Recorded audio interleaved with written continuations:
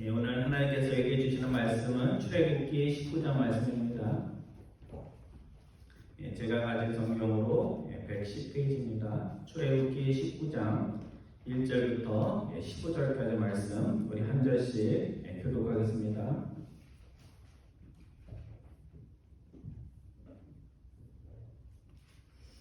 이스라엘 자손이 애굽 땅을 떠난 지 3개월이 되던 날 그들이 시내 강야에 이르니라. 그들이 들어서다 시내 강야에 이르러 그 강야에 장막하시되 이스라엘의 거룩 사람들의 장막하시니라. 모세가 하나님 앞에 올라가니 여호와께서 산에서 그를 불러 말씀하시되 너는 이같이 야곱의 집에 말하고 이스라엘 자손들에게 말하라. 내가 애굽 사람에게 어떻게 행하였음과 내가 어떻게 주의 날개로 너희를 업어 이기로 인도하였음을 너희가 보았느니라. 세계가 다 내게 속하였나니 너희가 내 말을 잘 듣고 내 언약을 지키면 너희는 모든 민족 중에서 내 소유가 되겠고 너희가 내게 대하여 제사장 나라가 되며 거룩한 백성이 되리라.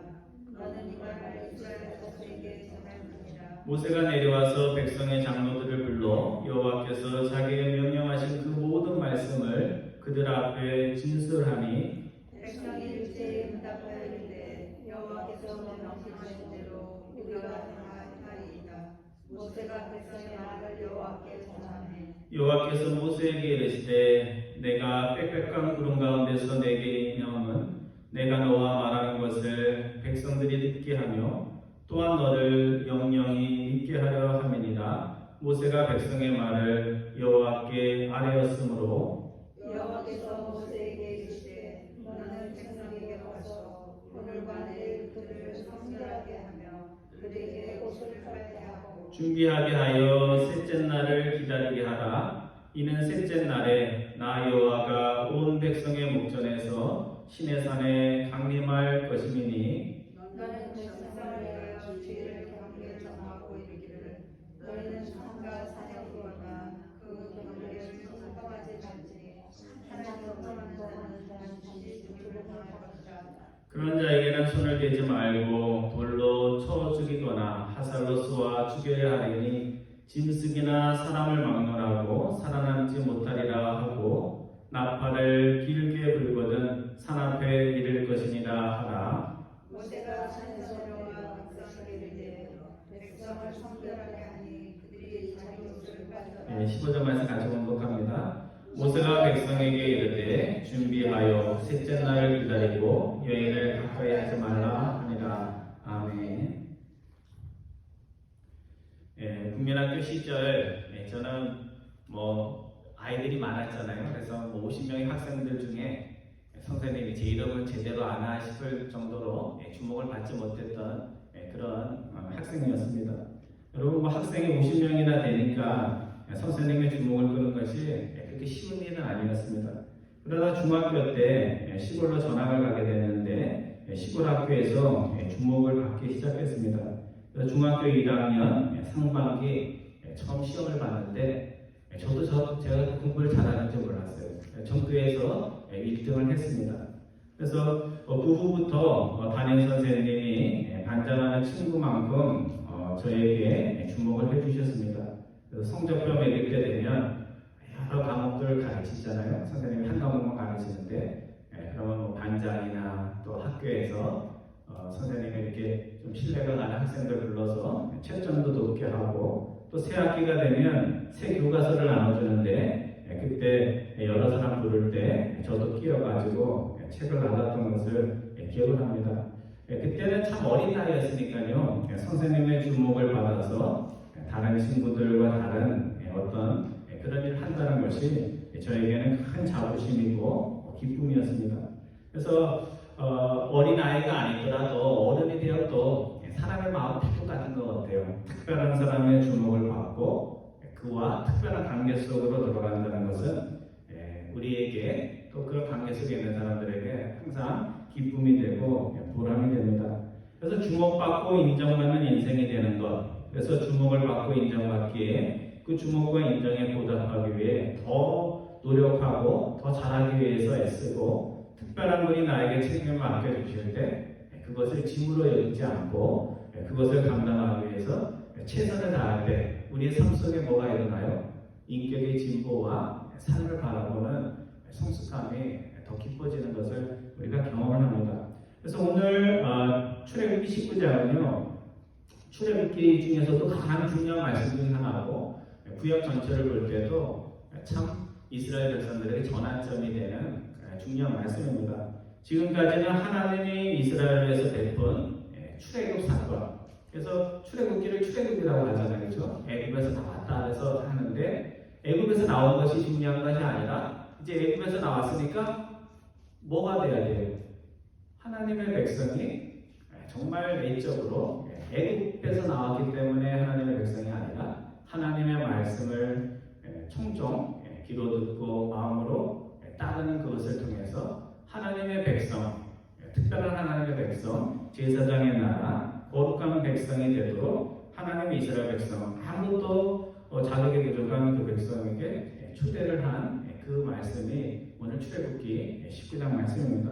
먼저 본문 1절과 2절에 보면 이스라엘 백성들이 자신들의 영적인 운명, 영적인 관점에서 볼 때 운명을 바꿀 만한 역사적 장소에 도착했다는 것을 말씀을 해주고 있습니다. 제가 1절을 읽고 여러분이 2절 말씀 읽어주시기 바랍니다. 이스라엘 자손이 애굽 땅을 떠난 지 3개월이 되던 날 그들이 시내 강야에 이르니라. 그들이 믿음을 떠나 시내 광야에 이르러 그 광야에 정착한 곳에 이스라엘이 거기 산 앞에 장막을 치니라. 남들에게는 별 의미 없는 장소지만 여러 장소 중에 하나지만 나에게는 특별한 그런 기억이 있는 장소들이 있습니다. 그래서 처음 남편이나 아내를 만난 곳, 또 남편이나 아내를 만나서 데이트할 때 배우자에게 프로포즈를 받은 곳, 그런 건 여러분 다 기억하시죠? 프로포즈 받은 거 기억하시나요? 뭐 받았으니까 결혼했겠죠, 그렇죠? 그런 어떤 특별한 장소들이 있습니다. 그래서 남들에게는 별 의미가 없지만 나에게는 소중한 그런 장소들이 있습니다. 근데 이스라엘 백성들에게 참 의미 있는 장소, 특별한 기억이 있는 장소가 어디냐면 시내 강야, 그곳 중에서도 오늘은 시내산이라고 나와 있지 않고 시내 강야에 있는 산이라고 이렇게 나와 있습니다. 그래서 이 시내산이 이스라엘 백성들과 하나님께는 영적으로, 신앙적으로 그 특별한 관계에 있어서 굉장히 특별한 그런 장소입니다. 그래서 시내산이 어딘가 이렇게 찾아보면요, 아직까지도 시내산이 어딘지에 대해서 여러 의견들이 있어요. 그래서 어디냐가 그렇게 중요한 건 아닙니다. 근데 이제 성지순례 가가지고 시내산 간다라면 이제 전통적으로 가는 데가 있는데 그곳은 해발 2285m의 돌산이라고 합니다. 2285m가 어느 정도 되나 이렇게 봤더니요, 한라산보다는 높고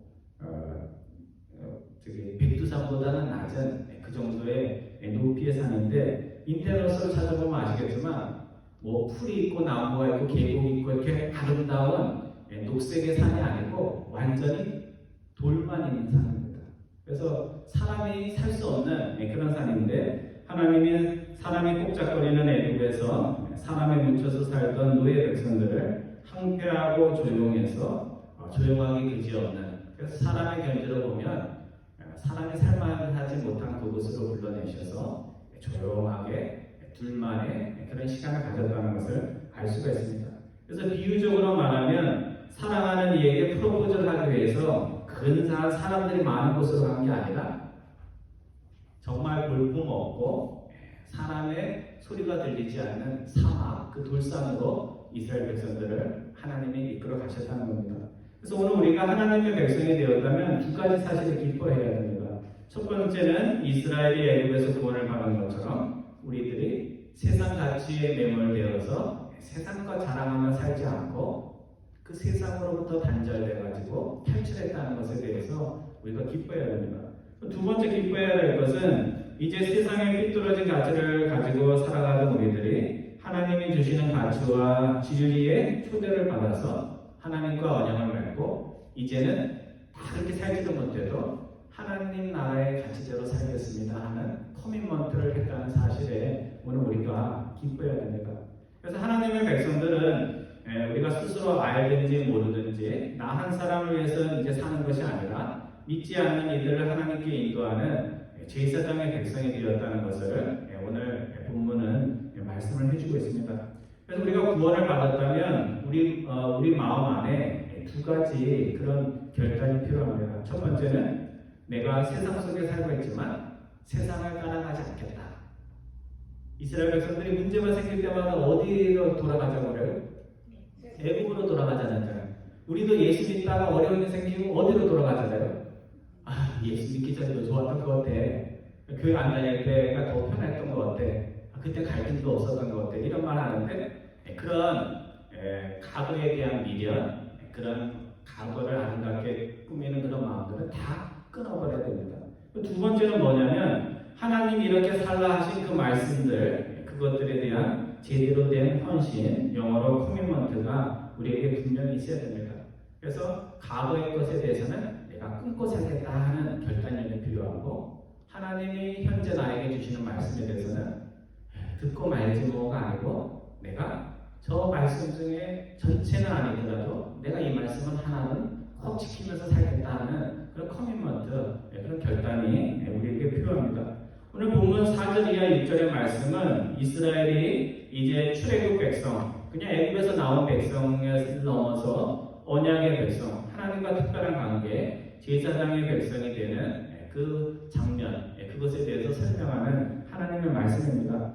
먼저 하나님께서는 4절 말씀을 통해서 이스라엘 백성들과 언약을 맺으시면서 내가 너희에게 지금까지 어떻게 했는지 그것에 대해서 설명합니다. 4절 말씀 여러분들이 다 같이 한번 공독해 주시기 바랍니다. 시작. 내가 애굽 사람에게 어떻게 행하였음과 내가 어떻게 백성에게로 너희를 얻어 내게로 했으며 우리는 맞는 말을 하냐 그렇지 않느냐 그거에 많이 하는데요. 사람들이 맞는 말을 한다고 그 말이 따르는 건 아니에요. 누가 그 말을 하느냐에 따라서 반응이 다릅니다. 여러분에게 큰 은혜를 베푼 사람이 어려운 일을 시키면 여러분 어떻게 할 것 같아요? 여러분이 양심이 있다고 가져가고 그럼 어떻게 할 것 같아요? 힘들어도 나에게 큰 은혜를 준 사람이 저렇게 얘기하는데 내가 성의는 보여야지 하면서 뭔가 할 것입니다. 근데 여러분에게 맨날 고통을 줬던 어떤 사람이 이건 옳은 일이야 하면서 이거 해야 돼. 그렇게 하면 어떻게 할 것 같아요?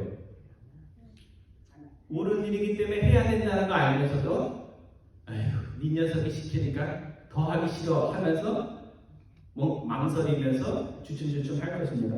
그래서 하나님이 우리에게 주시는 많은 분들이 오해하는 게 있는데요.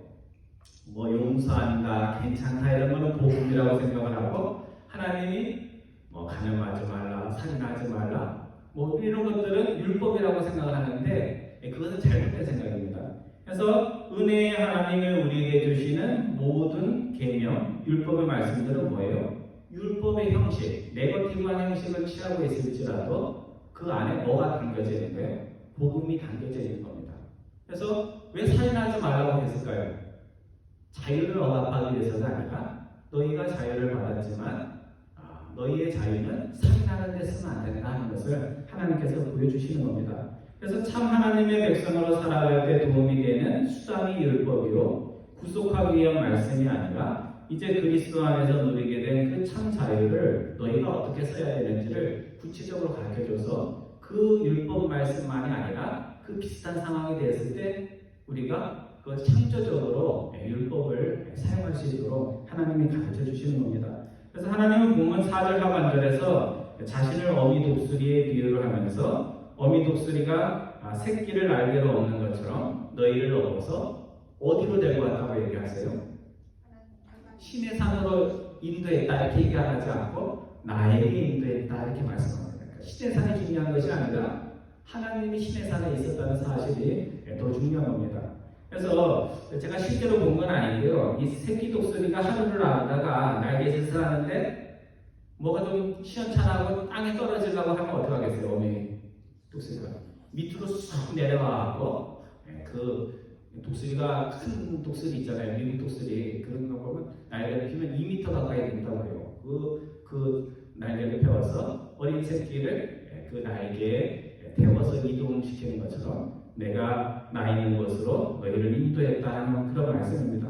그러면서 본문 5절과 6절에 보면 하나님이 왜 이스라엘 백성들을 시내산까지 인도하였는지 그 이유를 밝히는 오늘 본문에서 가장 중요한 대목입니다. 그래서 제가 5절 말씀을 읽고 여러분들이 6절 말씀을 읽어주시기 바랍니다. 세계가 다 내게 속하였느니 너희가 내 말을 잘 듣고 내 언약을 지키면 너희는 모든 민족 중에서 내 소유가 되겠고 너희가 내게 대하여 제사장 나라가 되며 거룩한 백성이 되리라.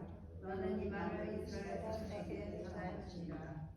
이미 하나님의 백성들은 이제 내 소유 제사장의 나라로 불렀는데요. 하나님이 그들에게 한 가지를 이야기하십니다. 그건 뭐냐면 본문 5절에 나와 있는데 너희가 누구의 음성을 듣고 하나님의 음성을 잘 듣고 그냥 듣는 것도 아니고 잘 듣고 나와 맺은 언약을 지킬 때 너희가 이런 백성의 삶을 살게 될 것이다 하는 미래에 대한 약속의 말씀을 해주시고 있습니다. 그래서 하나님의 음성을 잘 듣는다는 말씀을요 영어 번역본 RSV에 찾아보면요 이렇게 돼 있어요. listen이라고 되어 있지 않고 if you will obey my voice 이렇게 되어 있습니다. 너희가 내 마음에 있는 뜻들, 음성들을 너희가 귀로 듣는 것이 아니라 obey가 뭐예요? 순종하고 복종하면 이런 뜻입니다. 그래서 율법에 순종할 때가 아니라 너희를 위해서 큰 은혜를 베푸신 사랑과 은혜의 하나님의 마음을 이해하고 그 하나님이 하시고자 하는 그 말씀들을 마음의 중심으로부터 받아들이면서 마음으로만 감동을 받는 것이 아니라 삶에서 그것들을 실천하면 너희가 이런 백성 저런 백성이 될 것이다 하는 그런 말씀입니다. 그래서 율법은 문자로 지킬 수 있는 것이 아니라 양이 선한 목자의 사랑을 알고 그를 따라가듯이 따를 때 율법을 지키게 됩니다.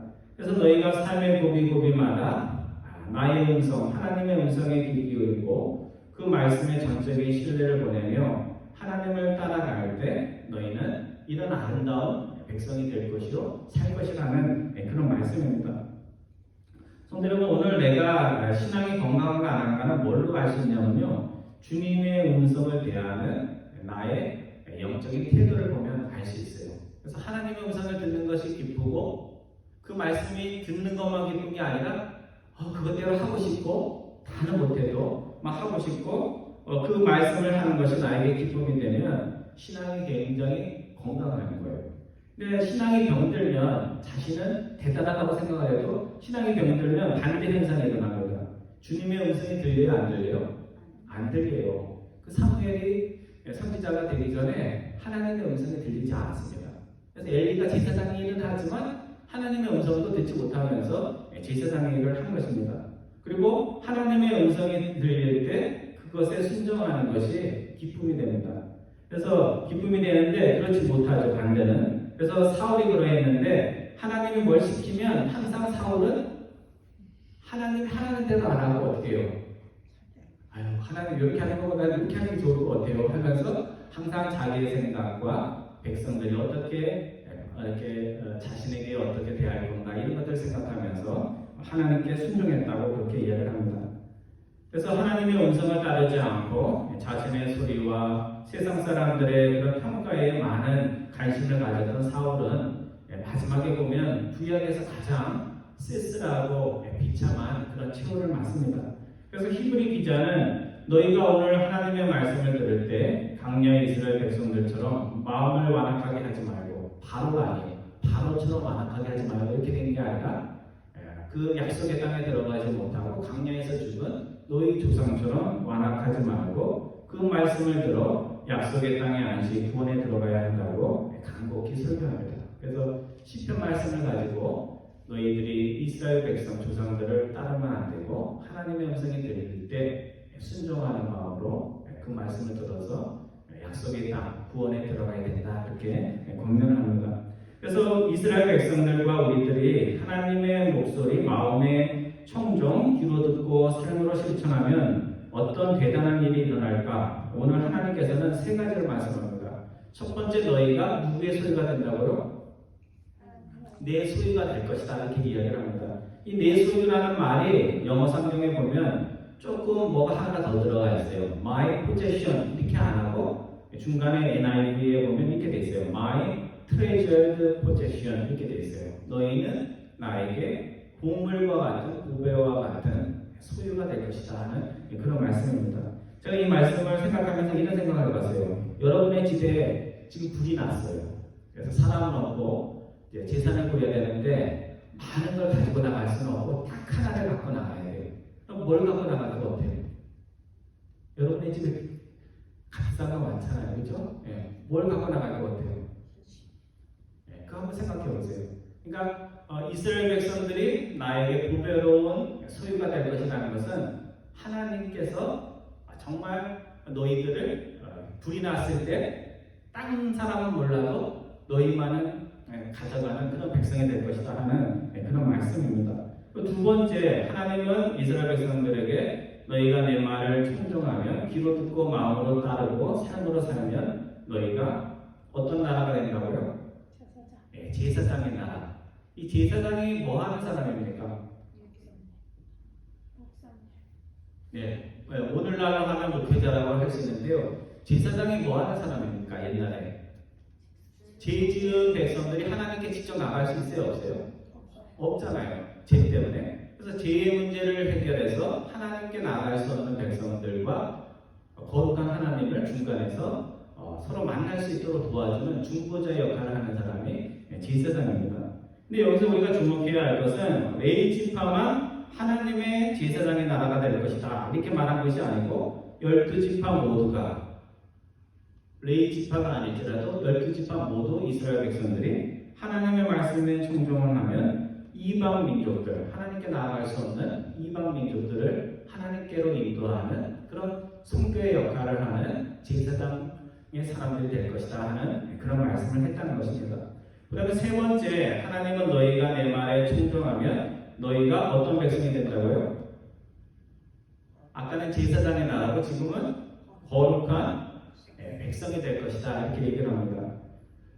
제가 집에 있을 때 뭐 커피도 자주 마시고 그러거든요. 그래서 와이프 되는 우리 와이프 아내한테 참 미안한데 자주 컵이나 접시를 쓸 일이 있으면 제가 아내에게 물어요. 왜냐면 선반에 없으면 어디에 계세요? 디시와셔에 있거든요. 그러면 이제 디시와셔가 지금 씻은 건지 안 씻은 건지 깨끗해 안 깨끗해 하면서 제가 아내에게 물어요. 그러면 저희 아내가 어떨 때는 깨끗하다고 얘기하고 어떨 때는 깨끗하지 않다고 이렇게 대답을 합니다. 근데 제 눈에 아무리 깨끗해 보여도 아내가 깨끗하지 않아 하면은 제가 컵을 쓸까요 안 쓸까요? 안 써요. 저 깔끔한 사람입니다. 안 써요. 예. 그래서 이 거룩하다는 의미는요 내 기준에서 남들보다 조금 더 나았다는 그런 의미가 아니에요. 누구의 관점에서 깨끗하다는 거예요? 하나님의 관점에서 깨끗할 때 거룩하다고 합니다. 그리고 깨끗하다는 의미만 있는 것이 아니고 하나님이 쓰기 위해서 이렇게 따로 이렇게 보관해 놓고 사용하는 그런 것들을 거룩하다고 얘기를 합니다. 그래서 거룩의 의미가 내 기준에서 거룩하다는 의미가 아니라 하나님이 쓰시기에 인간적으로는 부족함이 있어도 깨끗하여서 하나님께서 일마다 사용마다 사용하시는 그런 사람이 거룩한 사람이에요. 그러니까 여러분은 거룩한 사람이에요? 거룩하지 않은 사람이에요? 하나님이 편하게 오늘도 쓰고 내일도 쓰면 여러분 다 거룩한 사람이에요. 뭐 조금 좀 말이 걸치거나 남들이 볼 때 좀 세상적으로 보인다고 해서 거룩하지 않은 것이 아닙니다. 그래서 여러분들이 하나님의 관점에서 하나님이 일마다 때마다 쓰는 그릇과 같은 그런 인생, 여러분과 제가 그런 복된 인생을 남은 생애 동안 살 수 있기를 바랍니다.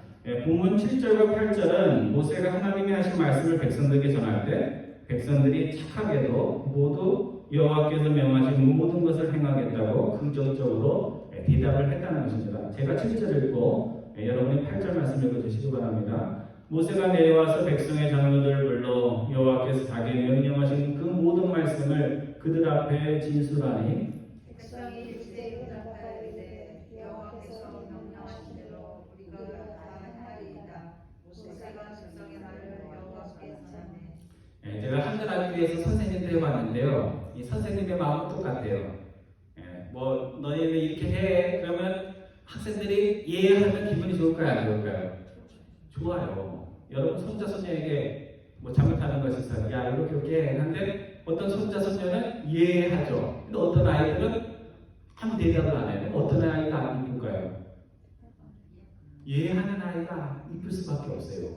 근데 생각을 해보면요, 이해하는 아이가 이쁜 건 어릴 때고 어른이 돼서는 어떤 어른이 이쁠까요?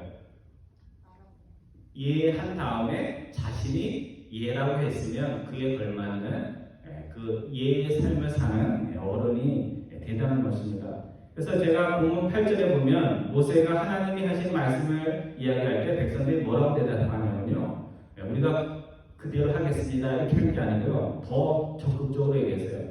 여호와께서 명령하신 모든 것, 영어 성경에 보면 이렇게 되세요. 모든 것을 우리가 다 실천하겠습니다 이렇게 합니다. 그래서 우리가 직분을 받을 때 또 아니면 뭐 한인회에서 회장이 될 때 직분을 받을 때 목사가 교회를 대표해서 직분자들에게 물어요. 직분을 받아서 교회를 위해서 하나님 나라의 사역을 위해서 최선을 다하겠습니까? 그럼 뭐라고 그래요? 영어로 yes라고 할 자를 yes, I will 이렇게 얘기해요. 왜? 미래를 묻는 거기 때문에 미래형으로 대답을 하는 겁니다. 그러니까 대답은 지금 했지만 그 대답이 진실이냐 아니냐는 언제 결정나는 거예요? 죽을 때까지, 직분이 마칠 때까지 결정이 되는 참 어려운 질문을 한 겁니다. 그러니까 저는 어려운 질문을 한 거고 여러분은 어려운 질문을 대답을 한 거예요. 근데 목사도 마찬가지니까 뭐 여러분도 차별 있는 거 아니에요. 목사가 될 때, 위임식을 할 때 그 교회를 위해서 너가 최선을 다하겠느냐 하나님이 물으실 때 will, 저도 그렇게 대답을 한 것입니다. 그래서 대답이 진짜냐 아니냐는 언제 결정이 나냐면 직분할 때가 아니에요. 그러니까 우리가 임직식 할 때 임직식만 생각할 게 아니라 임직을 받는다는 의미는 내가 임직을 마칠 때까지에 대한 고백을 하는 것이라는 것을 우리가 잊지 말아야 됩니다. 지난번에 신임 한인회장 취임식 때 기도를 해달라고 해가지고 참석을 했는데 저희 교회 교우들도 많이 참석했어요. 그래서 신임 회장이 취임사를 하는데 너무 잘해요. 그래서 야 저런 분이 목사가 돼야 되는데 할 정도로 참 취임사를 잘하더라고요. 씩씩하고 내용도 있는 그런 취임사를 잘했습니다. 그래서 제가 끝나고 나서 아내에게 야 한국에 있는 대통령 후보자들보다 더 말을 잘하는 것 같다, 연설을 잘하는 것 같다 그렇게 이야기를 했는데요. 생각을 해보면 정말 중요한 것은 취임식 때 말 잘하는 한인회장이 아니죠. 그렇죠? 말 잘하면 더 좋죠. 그렇죠? 그렇지만 결국은 뭐가 중요해요? 취임식 때 한 그 약속들을 얼마나 성실히 약속을 현실로 만들 수 있느냐 하는 것이 그 한인회장이 나중에 이제 2년을 마치고 또 4년을 마치고 했을 때 그런 평가가 있을 것입니다. 여러분 말은 되게 쉽지만 말을 지키는 것은 정말 힘들고 오랜 시간이 필요한 고된 노력이 필요한 겁니다. 그래서 말은 참 쉽게 하죠 우리가. 그렇지만 그걸 지키는 삶은 너무너무 힘들어요. 그렇죠? 우리가 말하는 거 지키는 거 너무너무 힘들어요. 그래서 믿음이 영어로 뭐죠? 페이스죠. 그렇죠? 얼굴 말고 페이스. 그러면 신실함이 영어로 뭐예요? 페이스풀리스예요. 그래서 영어 성경으로 보면 두 개가 똑같은 말이에요. 무슨 얘기냐면 우리 안에 참 믿음이 있으면 그 참 믿음이 뭘로 나타난다는 거예요? 신실한 믿음의 삶으로 나타날 수밖에 없다는 겁니다. 그러니까 참 믿음이 있으면 신실하게 살 수밖에 없고 신실하게 살고 있으면 그 안에 뭐가 있다는 거예요? 참 믿음이 있다는 그런 이야기입니다. 그래서 신의 산에서 백성들이 우리가 하나님의 가르침 모두를 따르겠다고 진심으로 이야기를 했지만 그들은 하나님의 약속을 그대로 지키지 못했습니다. 그래서 그들의 대답할 당시의 마음은 진심이었지만 그 진심이 오래 지속되지 못했다는 것이 문제입니다. 내가 순간순간 하나님 앞에서 가지는 진심들 귀하고 아름다운 것이지만 그거보다 더 귀한 것은 그런 진심들이 한순간에 은혜 받은 걸로 고백되는 것이 아니라 매일매일의 삶에서 다른 사람들은 잊어도 나는 기억해서 내가 고백했던 그 고백들을 지켜나가는 것 정말 힘든 일이지만 의미 있는 일입니다. 오늘 마지막으로 오늘 본문 10절 이하 15절까지의 말씀은 하나님이 모세를 통해서 너희들이 하나님을 만나기 전에 아무 준비 없이 만나지 말고 성결의 준비를 하고 그리고 나를 만나야 된다 하는 그런 말씀입니다. 우리 10절부터 15절까지 말씀이 좀 길지만 다시 한번 교독합니다. 여호와께서 모세에게 이르시되 너는 백성에게로 가서 오늘과 내일 그들을 성결하게 하며 그들에게 옷을 빨게 하고 준비하게 하여 셋째 날을 기록게 하라.